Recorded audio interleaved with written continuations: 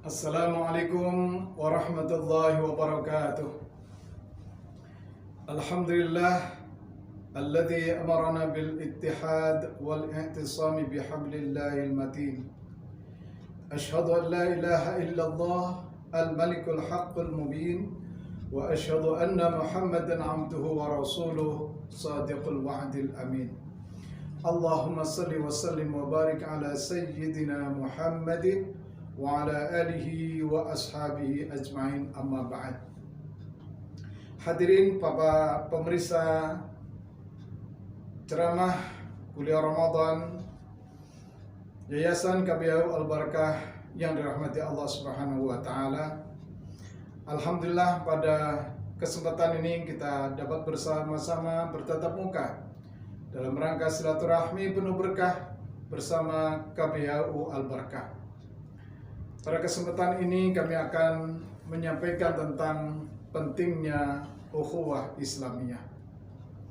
Para pemirsa yang dirahmati Allah Subhanahu wa taala, betapa Allah Subhanahu wa taala telah memberikan informasi kepada kita bersama bahwa Allah menciptakan manusia bersuku-suku bangsa, berkabilah, berbangsa-bangsa dan bernegara, tidak lain dan tidak bukan adalah agar kita bersama menjalin hubungan persahabatan, hubungan ukhuwah, dan hubungan persatuan dan kesatuan, baik lokal, internasional, maupun lintas bangsa dan negara. Allah berfirman di dalam surat Al-Hujurat ayat 13, A'udzubillahi minasyaitonirrajim. Bismillahirrahmanirrahim. Ya ayyuhan nas, inna khalaqnakum min dzakarin wa untha wa ja'alnakum syu'uban wa qabaila lita'arafu inna akramakum 'indallahi atqakum. Wahai umat manusia, sesungguhnya aku telah menciptakan kalian min dzakarin, dari seorang laki-laki, wa untha, dan seorang wanita.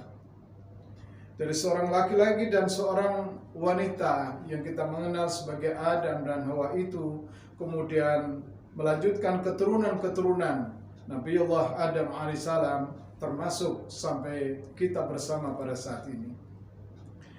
Wa ja'alnakum syu'uban wa qabaila, dari keturunan Nabiullah Adam alaihissalam seorang laki-laki dan Siti Hawa seorang wanita. Wa ja'alnakum syu'uban wa qabaila, di dalam perkembangannya kemudian Allah menciptakan kita berbangsa-bangsa, bersuku-suku, bernegara-negara dan sebagainya, lita'arafu, tidak lain tidak bukan adalah kita untuk bisa saling mengenal. Nah, saling mengenal ini adalah perintah Allah agar kita sebagai makhluk sosial tidak boleh egois, tidak boleh mementingkan diri sendiri, tetapi kita adalah butuh orang lain. Dalam segi apapun kita membutuhkan orang lain. Wattaqullah, kata Allah Subhanahu wa taala, bertakwalah kepada Allah Subhanahu wa taala. Sesungguhnya yang terbaik, yang paling mulia di sisi Allah dari semua hubungan kita, dari semua manusia yang diciptakan oleh Allah di muka bumi ini adalah yang paling bertakwa kepada Allah Subhanahu wa taala. Innallaha alimun khabir. Sesungguhnya Allah mengetahui dan maha teliti. Para pemirsa hadirin yang dimuliakan Allah Subhanahu wa taala, di dalam hubungan kita antar sesama secara umum itu tidak terbatas. Tidak terbatas oleh keyakinan, tidak terbatas oleh agama, bangsa, suku, dan negara. Kita dibebaskan untuk bisa berhubungan. Untuk apa? Untuk seluas-luasnya kita menjalin persatuan dan kesatuan dan hubungan antar suku, antar bangsa, dan bahkan antar negara. Tetapi secara spesifik Allah Subhanahu wa taala mengatur kembali hubungan antar sesama muslim, antar sesama mukmin yang kita kenal dengan ukhuwah Islamiyah. Di dalam surat Al-Hujurat ayat 10, Allah Subhanahu wa taala berfirman, "Innamal mu'minuna ikhwatun fa aslihu baina akhwaykum wattaqullaha la'allakum turhamun." Jadi dari skala makro hubungan kita bersama antar seluruh umat manusia di alam jagat raya ini, Termasuk hubungan internasional, kemudian Allah mengatur secara spesifik. Hubungan antar sesama mukmin, hubungan antar sesama muslim. Di dalam surat Al-Hujurat ayat 10 Allah berfirman, sesungguhnya orang-orang yang mukmin satu dengan yang lain adalah ikhwah, bersaudara. Oleh karena kita bersaudara, fa aslihu baina akhwaikum. Tugas kita adalah kita saling memperbaiki satu dengan yang lainnya, saling menghormati satu dengan yang lainnya. Konsepnya kalau kita ingin dihormati orang lain, hormatilah orang lain. Apabila kita ingin orang-orang lain berbuat baik kepada kita, berbuat baiklah kita kepada orang lain. Ketika kita ingin orang perhatian kepada kita, ayo kita perhatikan orang lain. Skalanya hadirin bukan hanya kepada tetangga, tapi meluas kepada RT, RW, kemudian provinsi se-Indonesia, bahkan muslim internasional. Wattaqullah, dan bertakwalah kepada Allah di dalam hubungan ini, hati-hati. Nggak boleh kita saling menyinggung perasaannya, nggak boleh saling menyakiti hatinya. Tetapi mari kita pupuk persaudaraan itu dengan keimanan dan ketakwaan kepada Allah Subhanahu wa Ta'ala. Maka oleh karena itu Allah berfirman, wattaqullah, berhati-hati di dalam hubungan. Nggak boleh saling menyinggung, nggak boleh saling menyakiti dan sebagainya. Tetapi mari kita pupuk ukhuwah Islamiyah.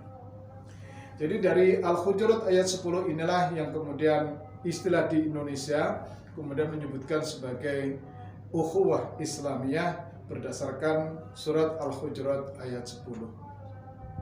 Kita bersama hadirin yang dimuliakan Allah Subhanahu wa Ta'ala, muslim yang satu dengan muslim yang lain. Kita bersama punya potensi yang Allah Subhanahu wa Ta'ala berikan kepada kita. Yang mungkin saya punya, orang lain tidak punya. Mungkin banyak orang lain yang punya, kita sendiri tidak punya.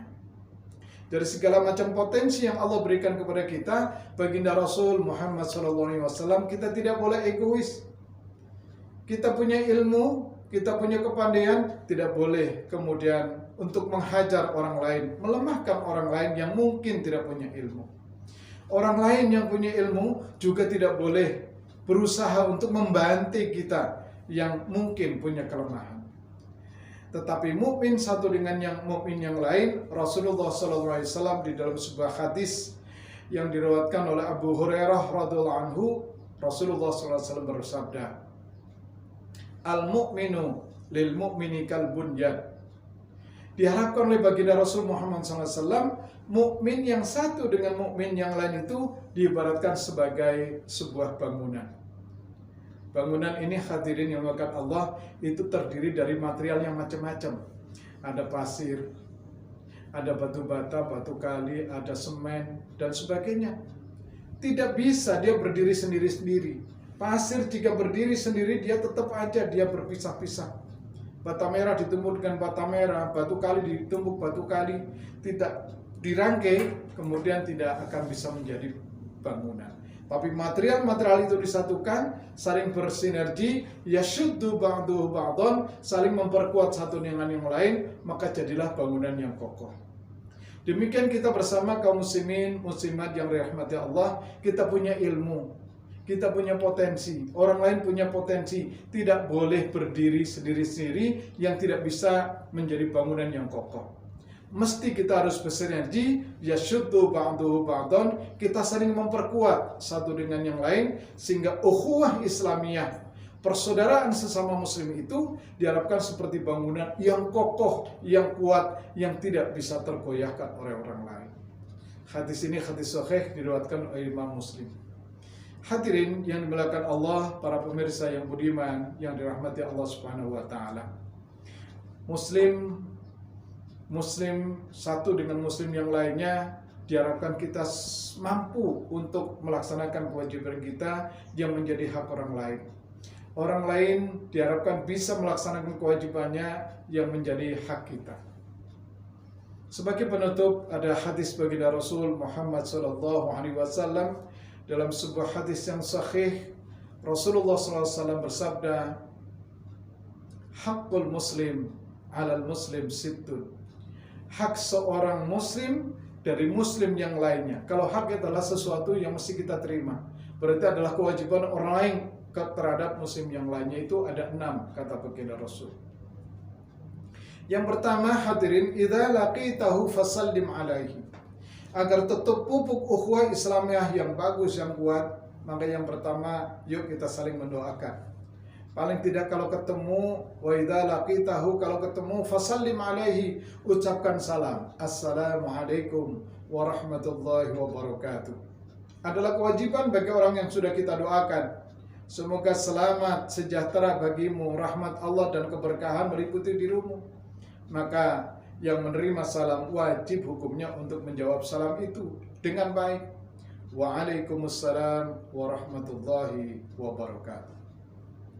Yang kedua, haknya seorang muslim dari muslim yang lainnya adalah wa idza da'aka fajibhu.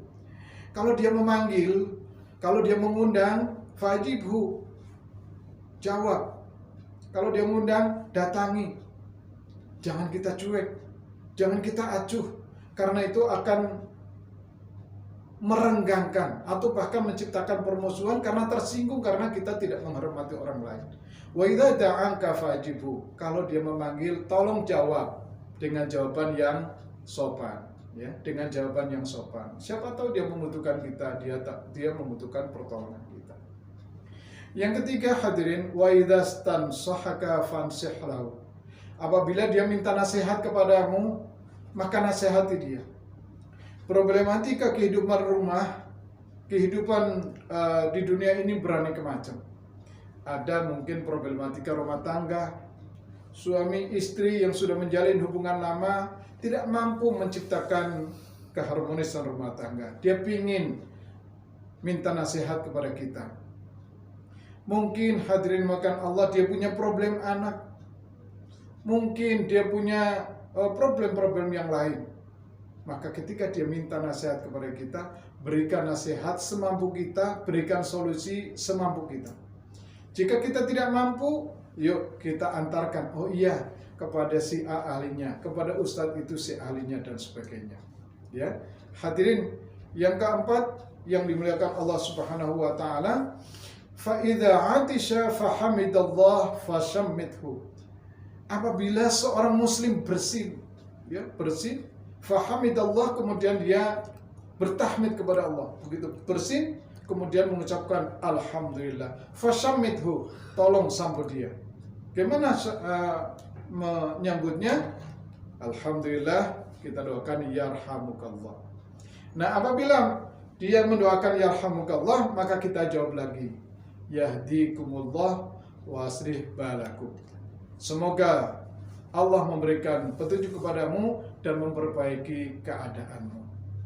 Kemudian yang kelima, fa idza marida fa'udhu. Kalau ada muslim yang lain yang sedang sakit, fa'udhu, tolong tengok dia. Berikan support kepada dia, berikan keteguhan hatinya bahwa segala penyakit ada obatnya. Allah yang membuat sakit, Allah juga yang menyelamatkan. Yuk kita doakan keselamatan untuk dia. Yang ketiga, diingatkan dan menjadi peringatan bagi kita bersama bahwa salah satu di antara cara mensyukuri Allah Subhanahu wa taala tentang kesehatan, Allah coba kita dengan sakit, ya, dengan sakit. Agar apa? Agar kita mensyukuri nikmat kesehatan. Yang terakhir, kata Rasulullah SAW, fa'idha mata fattabi'ahu. Ketika saudara kita meninggal, maka antarkan jenazahnya sampai ke kuburan. Hadirin, bahwa kita dengan orang yang hidup, orang yang mati itu hanya gantian saja.